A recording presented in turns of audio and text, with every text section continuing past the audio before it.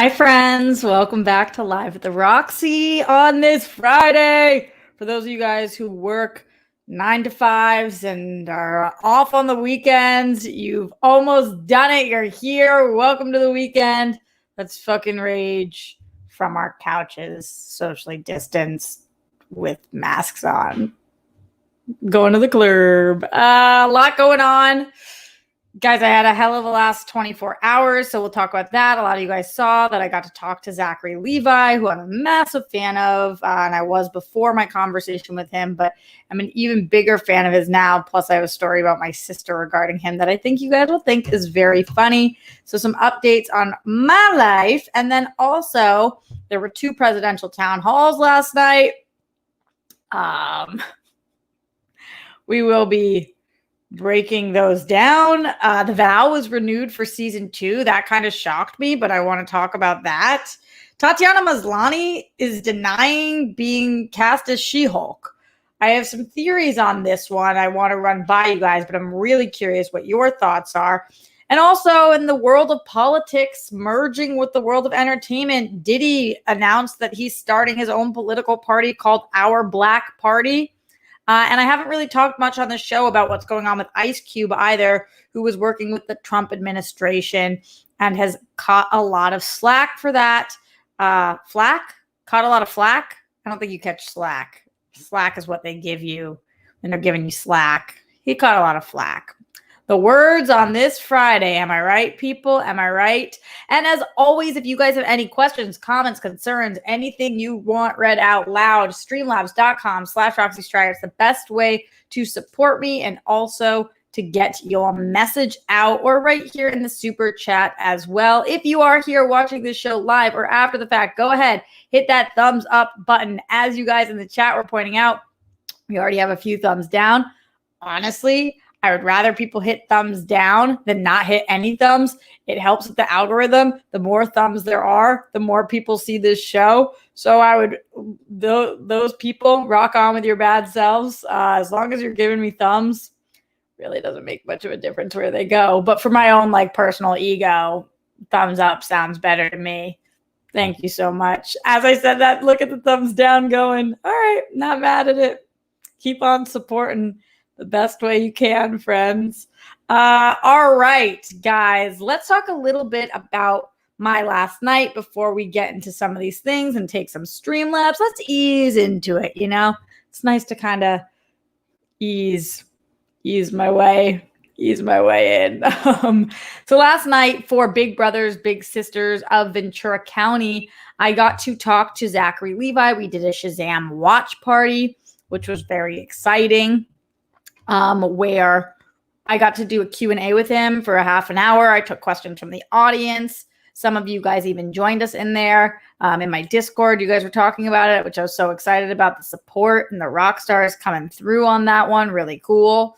And then also, I have to say, I'm a huge fan of Shazam and Zachary Levi in general, but I felt like he was really open and honest and beautiful, and a lot of life lessons about what it means to be in that position that he's in. But he was really open about therapy and what what it meant to not have any mentors growing up, and how he's trying to deal with that all now, and self-love. And you guys know I've definitely been down on where my career is at and all of that stuff. And he's talked about this before, but it was really beautiful to hear him talk about when he was cast as Shazam, he felt like it was God or the universe or somebody being like, you've got this, because as a 40-year-old man who's been at this since he was 18, it's definitely the biggest part of his career so far. He's had some other massive successes as well, but Shazam is freaking Shazam. I mean, he was headlining a massive comic book feature. So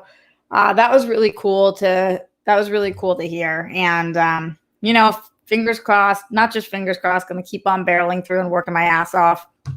But he was truly just such a doll. And I was really grateful to be able to speak to him and have him be so generous with his time. And from Big Brother, Big Sister of Ventura County, I heard that we raised a lot of awareness. There are so many volunteers that wanted to come and be Big Brothers or Big Sisters. I'm even thinking about myself doing that again, because I haven't done it since I was in Boston. But I don't know. I feel like it could be a really great thing to do. And a lot of finances were raised as well. So all of that is just awesome. And there's things that you can do during quarantine, during COVID, that really do make a fucking difference. And I kind of feel like sometimes we forget about that. Like, it feels like this year is on pause, right? It feels like this is a mulligan year. Like, this year doesn't really count. It doesn't really matter. And we can do what we want. We can gain 20 pounds and we can treat our bodies like crap, and we can not do our work, and we can not help our people, and we can not see anybody, and we can just kind of like fade into the darkness. And it's not really true. It's still a year of our lives, and there's still things that we can do to make a difference in our own personal lives and other people's lives. And we have to do that. We can't keep treating this year like it doesn't fucking matter, because it does. And our choices still matter, and there's still repercussions, and there are still beautiful gifts that we can give and feel. So I know this is an advice corner early, but for those of you guys who've kind of written this year off as like, does this year even count? The answer is it does. It does. Every day of your life counts, and we have to treat them all like the gift that they are and how special they are, because a lot of people don't get as many days as we do, or get any days at all. So if you can, remember that this year does matter, and try to give and support and do right by people, including yourself and your loved ones, and do the best you can to really make the world a better place. That reminded me of the Girl Scouts. Makes the world a better place, and be a sister to every Girl Scout. On my honor, I will try. I could give you all the Girl Scout laws right now if you guys wanted. Girl Scout of 13 years right here. What? Yeah. So anyway, thank you guys all for listening to my advice corner early, and for being in here live with us. I see some of my mods stopping through. PLD in the house. Jake Yacovetta is here. A lot of our regulars coming through right now. Really excited to see you guys all. Pedro and Gregory and Matt and Andrew and Adam and George and Murderanta and Spidey and Rob Fishback and Rob K, Gallon and Howard and Zeno Hour and Channels and Marisu and Kate Van D and Acer 5000 and Corey O'Neill and Daryl Lay and Pink Sweets and Legaultland and Sandler Cruz and Martin and Sandler. I'm just trying to give as many shout outs as I can. Spreading the love. And speaking of spreading the love, guys, I'm so glad I was staring at the chat in this exact moment, because I see my friend Matt Lieberman stopping in, guys. I have not seen Matt in so long, but we are texting about something right now. Oh, I think I owe you a text message back. Matt's doing something really cool. Well, I actually don't know if I'm allowed to talk about that or say that at all. Whatever, follow Matt Lieberman and find out all the good things he's doing. But kind of just what I was talking about, like, this year is not a fake year. It's a real year, and we still have to help each other, and we still have to show up for people. Matt's doing something that really embodies that. And hopefully I'm going to roll through, but I have to look at the schedule that he sent me. Again, I don't know that I'm allowed to say that. Zip it, Rocks. I'm always spoiling things. Whatever. It's all... Just forget what I said in the last few seconds. It's all going to be fine. It's all fine. Matt says, ha, ha, ha. Hopefully I didn't mess up, Matt. Matt and I go back to the AfterBuzz TV days. And then when he was over at SourceFed, he would bring me in all the time like the doll that he is. So I miss Matt dearly. I'm glad to have him joining us here today. Although talking about way different things than him and I used to talk about in the day. Well, Tatiana Maslany, that would have fit all of that stuff, but mostly talking politics on the show. How weird is that? I'm just like, 2020 has dictated that what is the most important thing? Figuring out how to get this orange man out of the office. So that is what we talk about all of the time here. Oh, he said he already posted about the event. It's not a secret. Good. So for those of you guys who have already seen it and think that I am a total crazy person for the way that I just talked about this, he's doing a fire relief thing with his Libra friends. That's going to be 12-hour Twitch marathon. It's in support of the American Red Cross. And it's because of all the crazy wildfires that have been taking place that we talk about on the show all the time in California, Oregon, and Washington.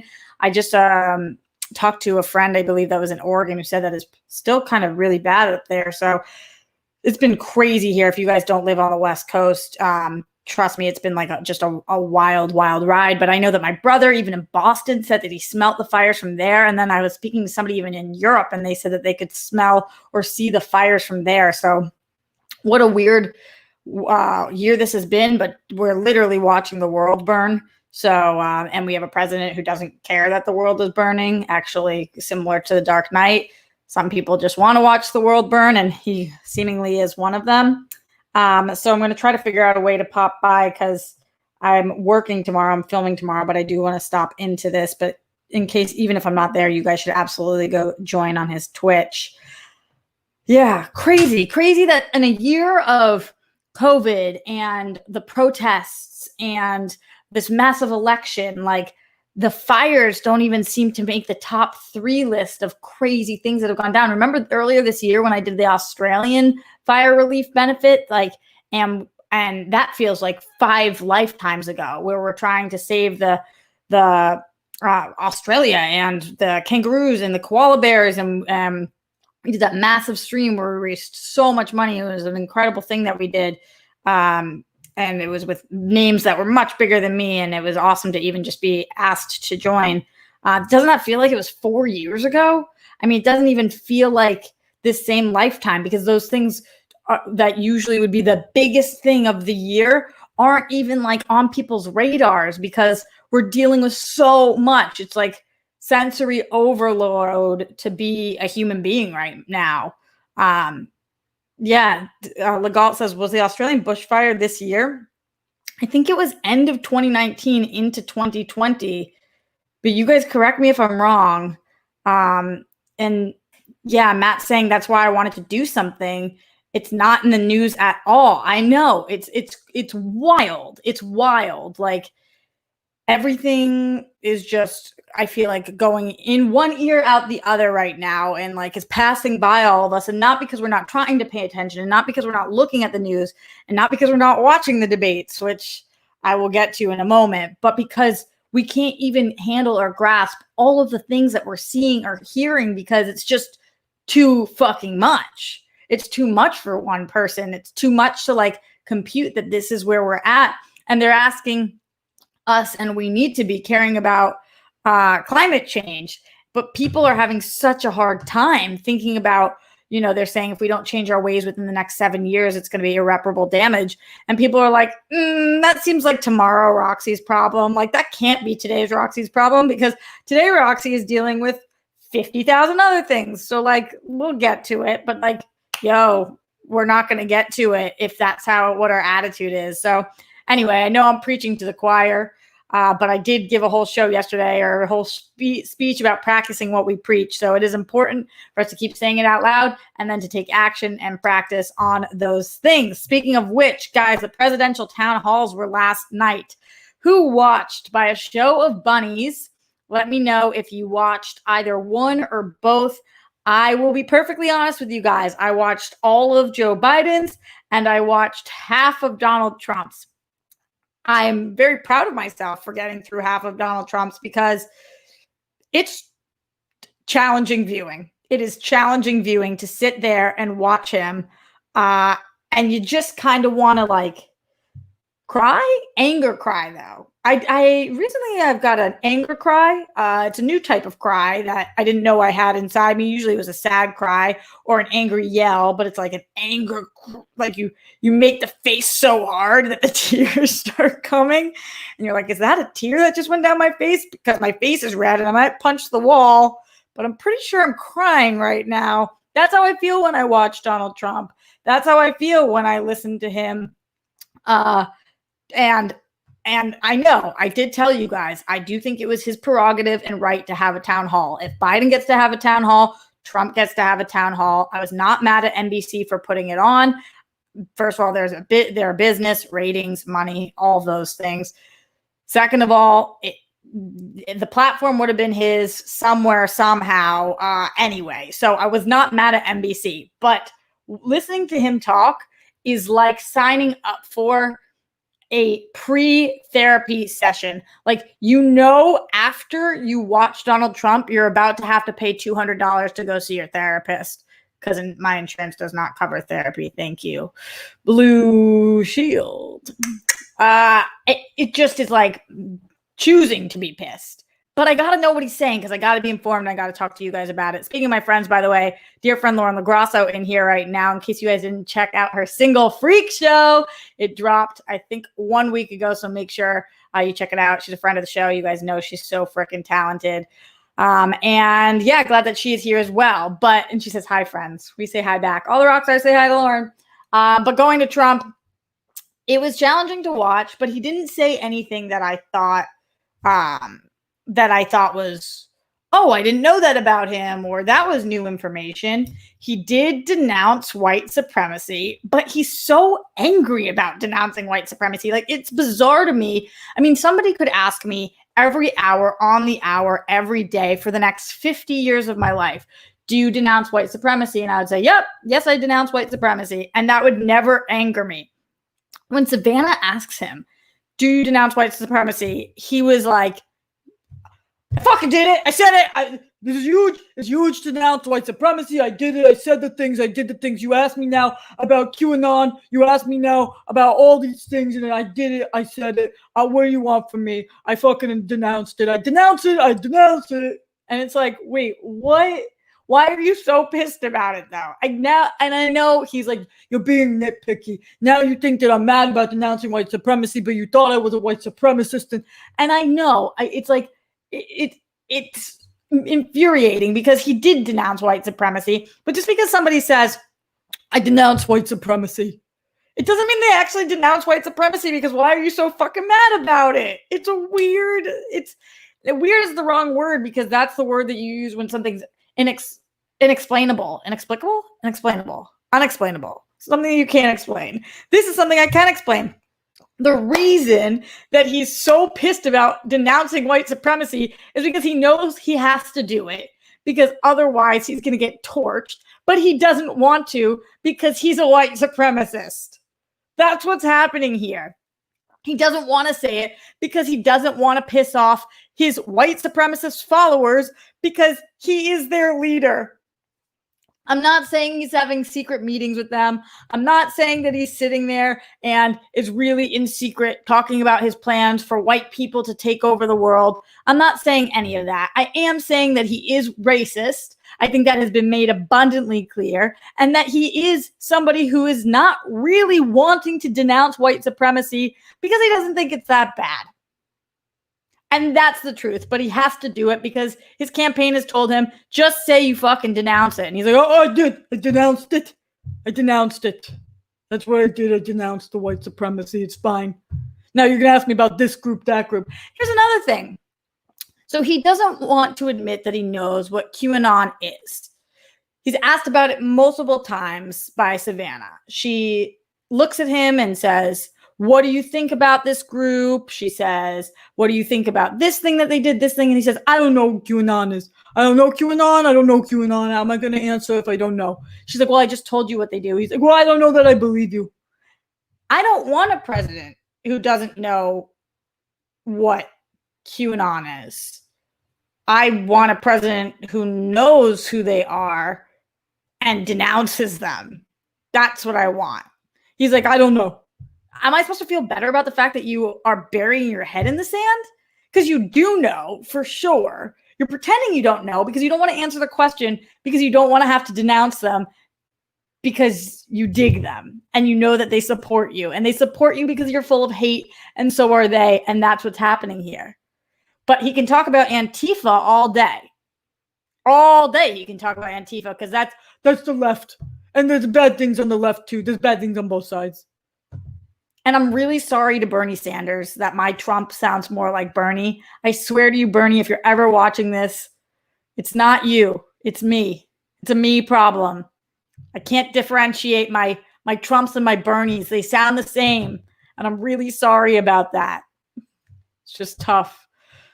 Lloyd Nance in the super chat says, speak the truth, Roxy. Lloyd, my very first super chatter ever. I'm obsessed with you, Lloyd. And Yeah, so just watching that was frustrating. I did record, but if I'm going to be fair, I thought that Biden did a very good job. Actually, this is a much better format for Biden than when he is trying to go up against Trump, who he cannot hang with, who he gets trampled by. But that doesn't mean that he won't make a great president. It just means that he doesn't deal well in that format. He did much better here. But this is something that I listened to and I was like, this is what people are talking about. He's asked by a woman.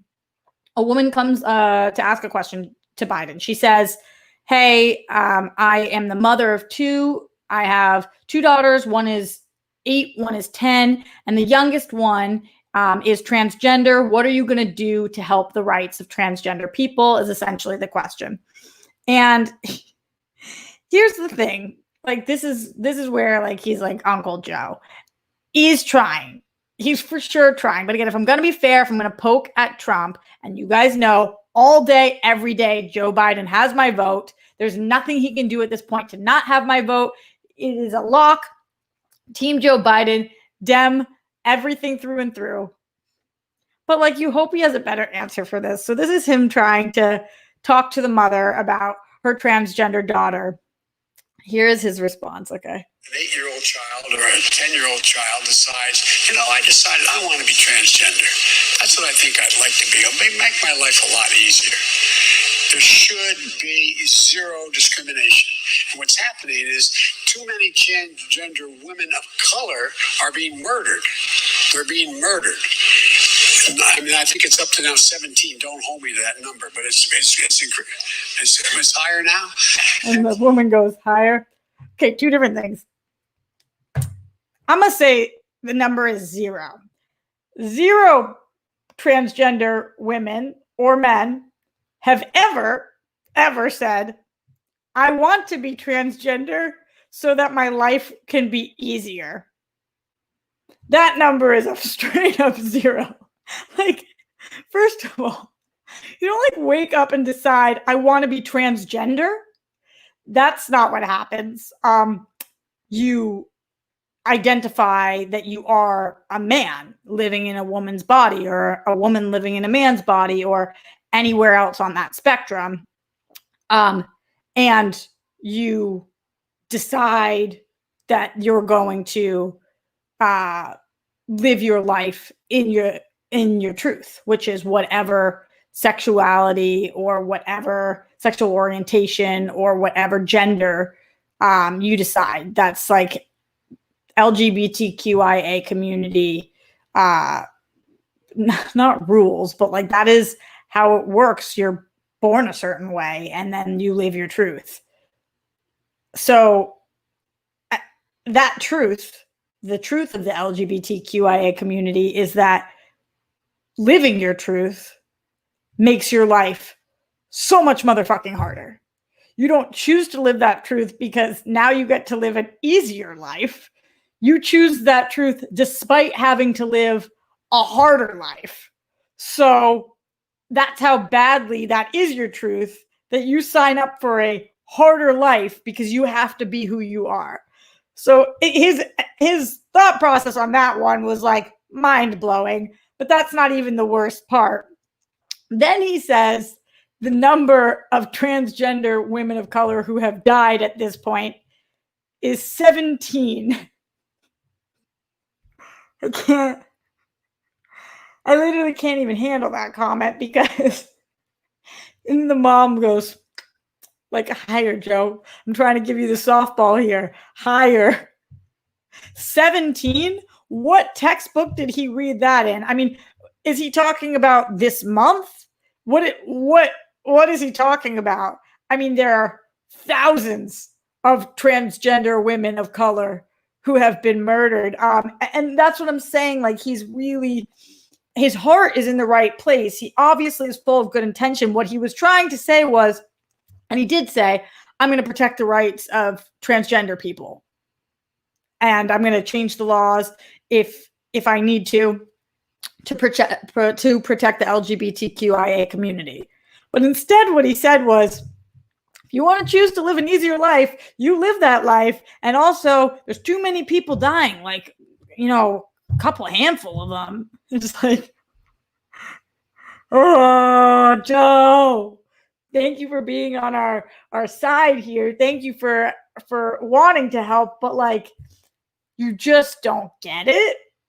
And somebody needs to sit down and explain to you like what it even means to be transgender. If what you think is that means that somebody decides, I think I'll live an easier life.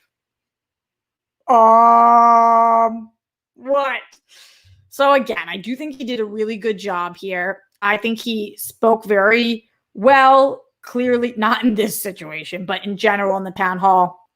He answered the question more about packing the Supreme Court. That seems to be something that people really wanted him to talk about, but still not that much. He said he would make a decision by election. I don't know what his plan is there, but in general, he's on the right side of history. He talks about what he wants to do for the Black Lives Matter movement, and he talks about what he wants to do with fracking, and he talks about all of the things that he was supposed to have answers for that made us feel good, and like he had a plan. He talks about COVID a lot and all those things. I stand behind him. He just sometimes is an old white dude. So he says old white dude shit because he is one. So it's just like, bummer. All right. And speaking of old white dudes, some people are tired of just having old white dudes in charge, like Diddy, who is starting a new political party. And we will get to that very soon because I want to get your guys' opinion on this one. I was surprised to hear this, and I want to know your thoughts. But before I do that, let's go into the Streamlabs because we haven't taken many of these today yet. And I want to make sure we get to them. Streamlabs.com/Roxy Stryer. Morse Code Z sent in a Streamlab before the show even started today and said, haven't been able to catch the live show since Tuesday, but saw the recent IG tweet. So hope you're recovering from that. Yes, I am feeling completely better now. Thank freaking goodness. So this will be random and a nonsensical, but did you ever drink Tab? And if so, will you miss it? What the hell is Tab? And will I miss it? What is Tab and what's happening to Tab? All right, I just Googled it. Coca-Cola will stop making Tab diet soda, company announces. No, I never drank Tab. I never even heard of it. And I don't drink soda in general. So thank you for the question, Morse Code Z. Appreciate it. But no, I'm not going to miss it too much. I'm going to miss it for you guys, anybody who drinks Tab. Not much of a soda gal. Glenn Caesar in the Streamlabs, streamlabs.com/Roxy Stryer says, hello, Roxy. Love you. Happy Friday. How are you? As always, thanks for hanging out with us today. Great interview with Zachary Levi last night. I loved him talking about each of loving our inner child and him having a picture of his 4-year-old Zach on his phone. Yeah, that was really cute. Anyhow, RJ, aka Misdirection, aka Roxy Buckets. I hope you and the Rockstars have a love-filled rest of your day and weekend that'll make your inner child laugh and smile with joy. Peace, love, bunnies, and hugs to you all. That's the cops that killed Breonna Taylor. Thank you so much.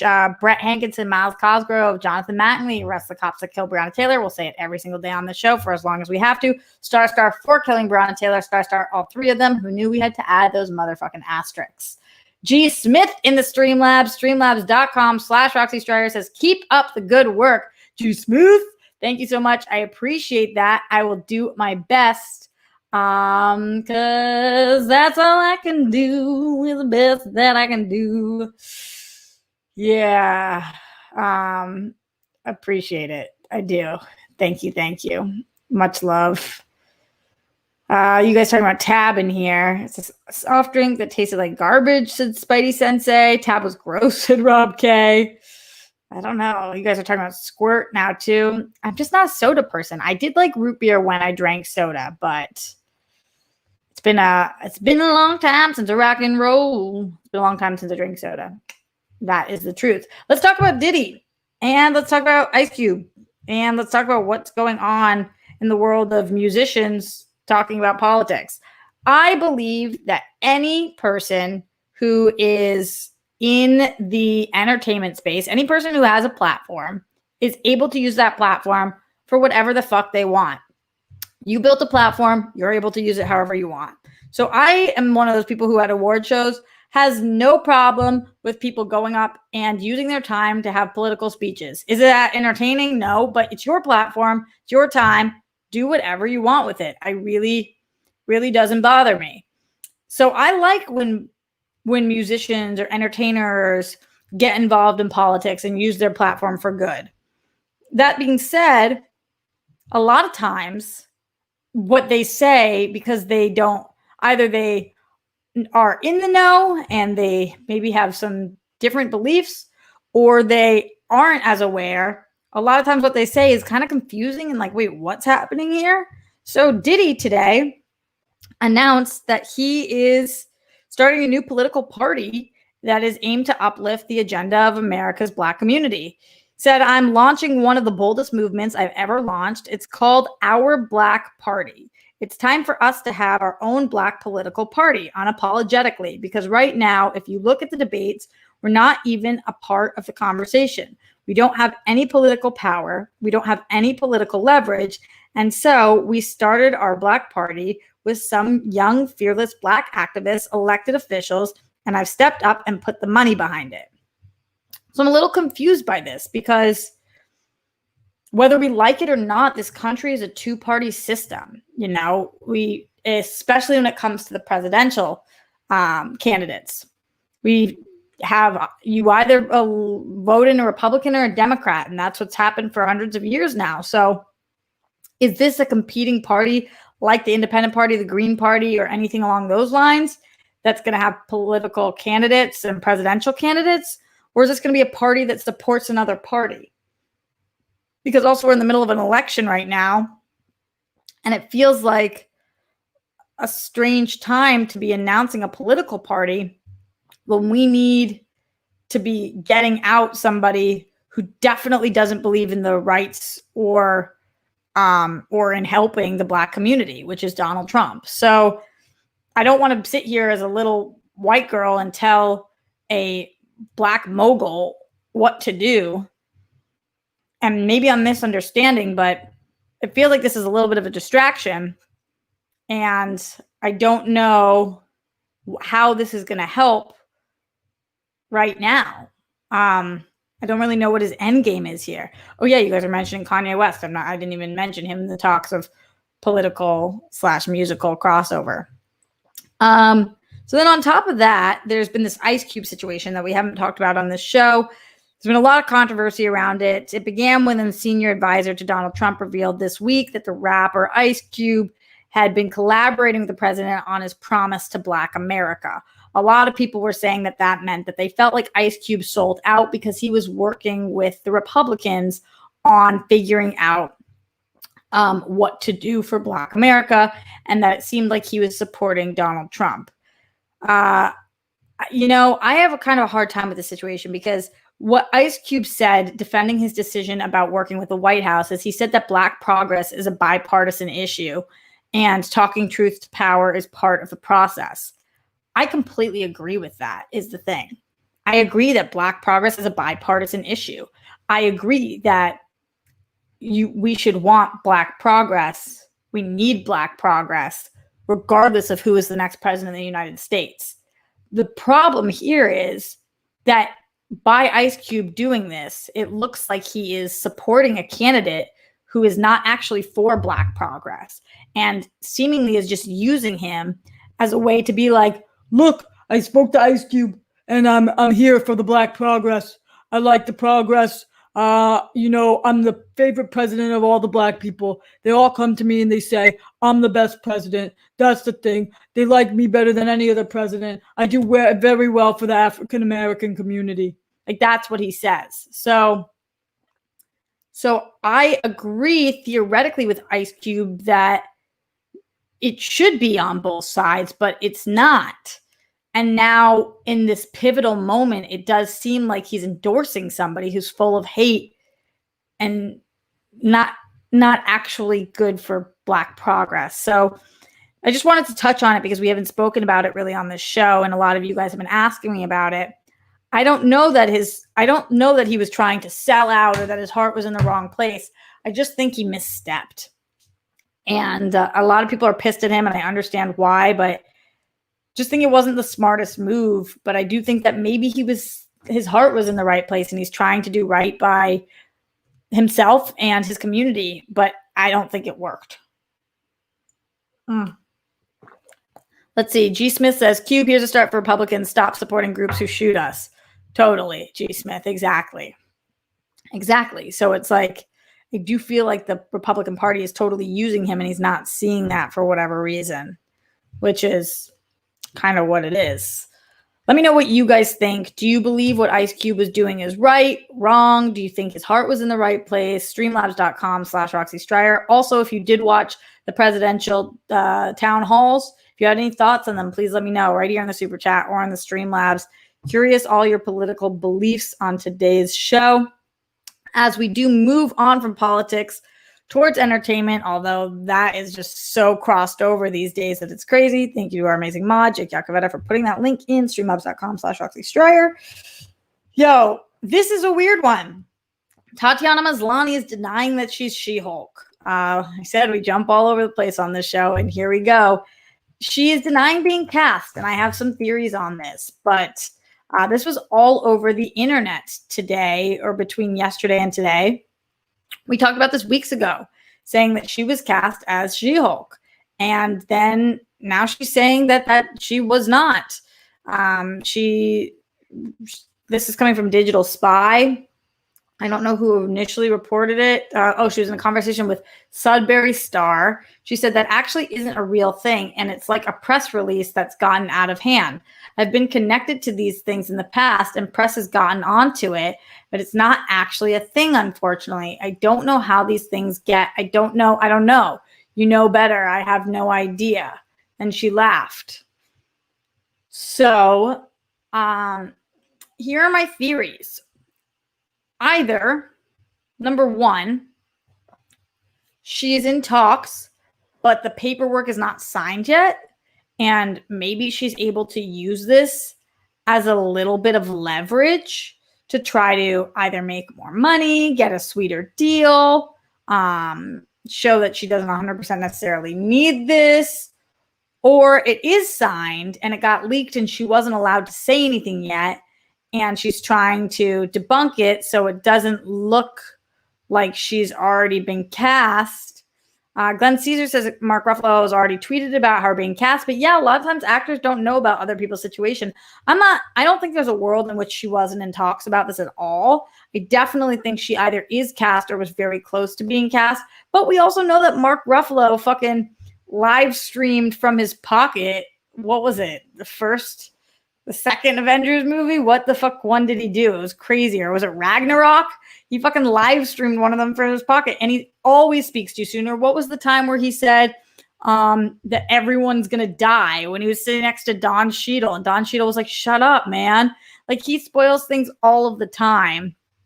And sometimes they're right. Usually they are, but he has a tendency to jab, which is why we love him, but we don't know.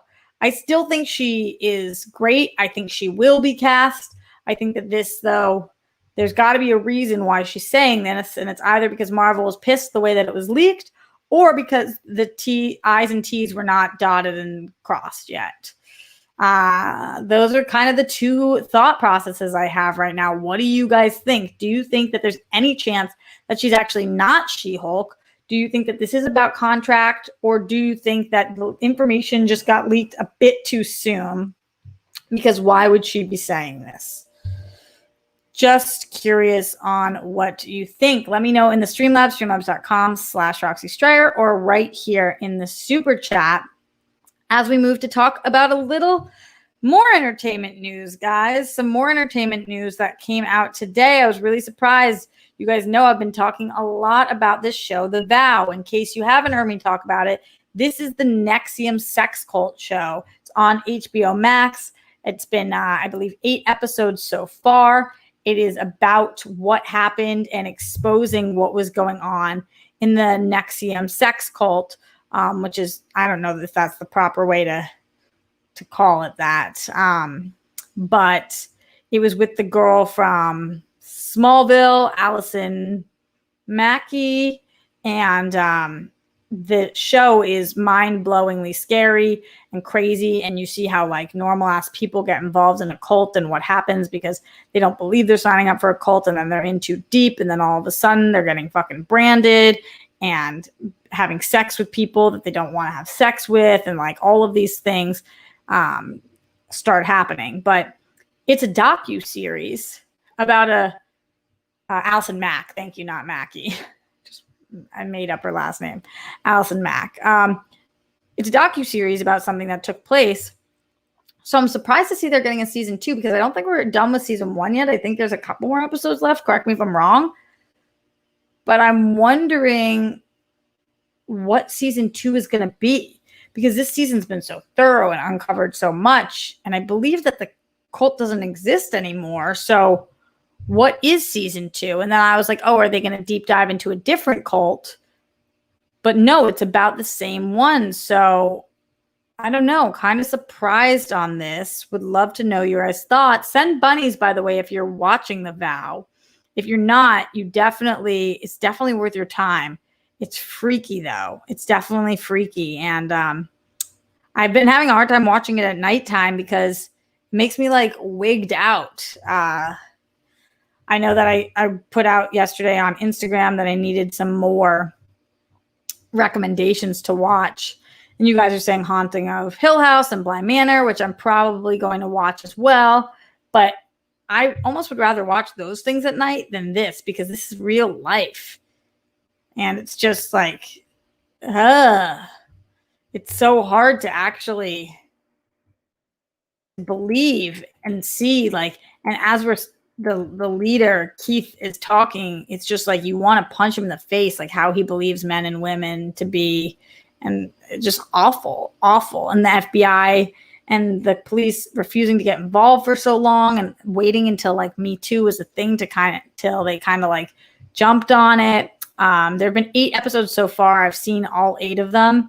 Again, I believe that there are more, but let's see. Is there going to be... Yeah, episode 9 is airing on Sunday. So I don't know. Some people are saying maybe The Trial will be the second season. I don't know where they're at now. It's a creepy ass watch, though.